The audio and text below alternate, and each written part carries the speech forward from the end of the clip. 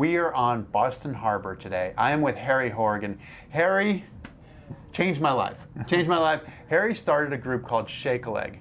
And Shake a Leg was in Newport, Rhode Island. Right. Newport, Portsmouth, Rhode Island. We were in an old nunnery. Shake a Leg was a holistic healing center. Right. And tell me, what was the vision of it? I mean, obviously you ended up in a wheelchair, so that was the start. Right, and skiing was my epiphany. Okay, I was interesting. out at Craig Rehab Out in Colorado. with a goal of leaving walking with leg braces. I'm T6, and I wasn't achieving it. I was on a lot of Lioresil and muscle relaxers to Because that was the deal only with way spasms. that was the only way to recover at that point. Was you had to walk. You had to be back to however tall you are. Right. Yeah. And then I went skiing, and it just changed my perspective. I forgot I was disabled. I was so inspired when I went back. I had read an article on this Rolfer and Feldenkrais practitioner down in Albuquerque, New Mexico. Bill Zimmer. Yeah. And Carl Ginsberg. Okay. And so I called Bill and said, hey, could I come to your clinic?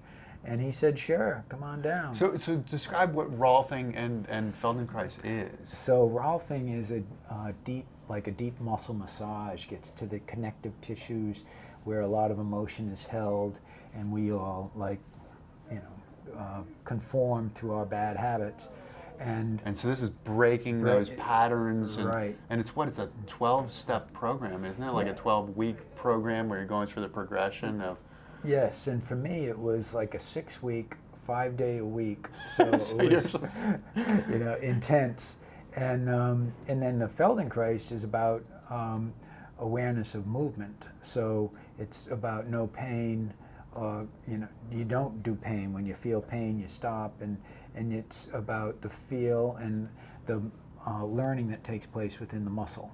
So once your almost muscle repatterning learns, your muscles to and to bridge that gap in some ways is the thought, right? Right. Of what you broke on your back, right? So there I was, and I fell. My wheelchair was like way over there. Oh, were you by yourself? By myself. This whole time I'm by myself. This is a total adventure. And one thing I did, so I'm laying there and I'm thinking, wow, wouldn't it be great if there was a place where there was physical therapists and other people. This is the epiphany that happened as you were lying on the ground in the middle of the park in Albuquerque, okay.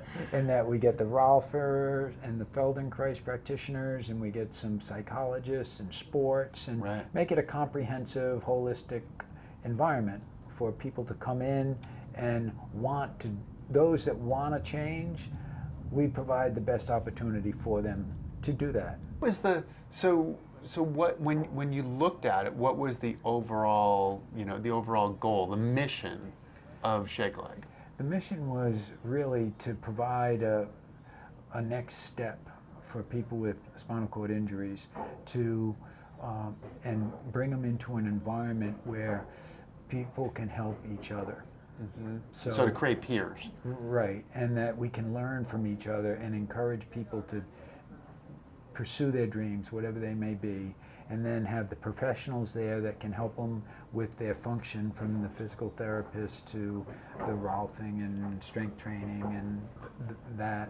But really, it's that social side, being hanging out with other people with spinal cord injuries, and how do you do that? What do you do? Going out and have fun, and beginning to live life. Convenient that your parents had Christie's restaurant and bar right on Thames Street and right on the water. That was I think we hung out there a fair amount. Yeah. The peer thing, to me, that was the first place that I had peers. When I got the Shake a Leg, it was an amazing group of people. I mean, we talk about Lance. Carwile was the guy that I sailed with most of the time. Carwile Leroy, who was he was in med school at North Carolina. Jack Porter was kind of like the resident sage who had been there the whole time. Who I think he was in grad school at Columbia at the time. But one of the things that I found that was so interesting was the holistic part of Shake a Leg, which I think was the intention, right? Because medicine didn't really have an answer for you. Right. You've damaged your spinal cord. You're in a wheelchair. You are not going to walk for the rest of your life. This is the way it works. And I think the holistic part was the part that got to be so much about being healthy as a person. Was that something that you intended? Is that something that you knew that you needed, or? Not that I knew that it needed, but it's the organic growth that when you start surrounding yourself with people that believe that way and that can share that and educate, because all of us were young. And so the whole thought was, well, let's get people together so we can share and figure it out ourselves, because all we are hearing is no, no, no, you can't do this, you can't do that. Well, why don't we do just a pressure relief every 15 minutes, or else you're going to have a skin breakdown. And So let's us figure it out. I think by being around others with similar situations, and we can talk it out, that we share the same frustrations, we share the same ambitions. Now let's get on with it, because no one else is going to do it for us, so we might as well take charge of our lives and do it. It's probably the most formative part of my life, and I'm sure you get that. Do you get that from other people, or? Yeah,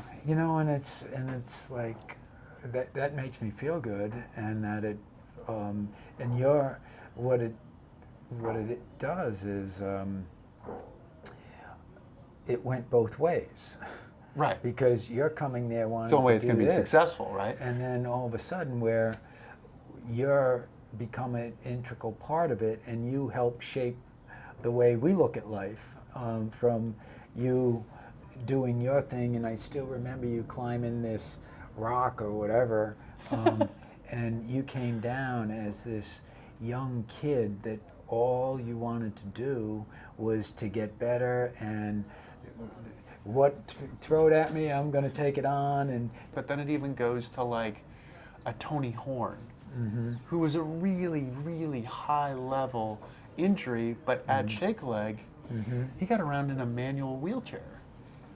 That's right. He wasn't in a power chair in probably the rest of his life. He was in a power chair, but he got around in a manual wheelchair, and just watching him go from sort of like the entrance to the room that was our dining hall, and you think that was like a marathon.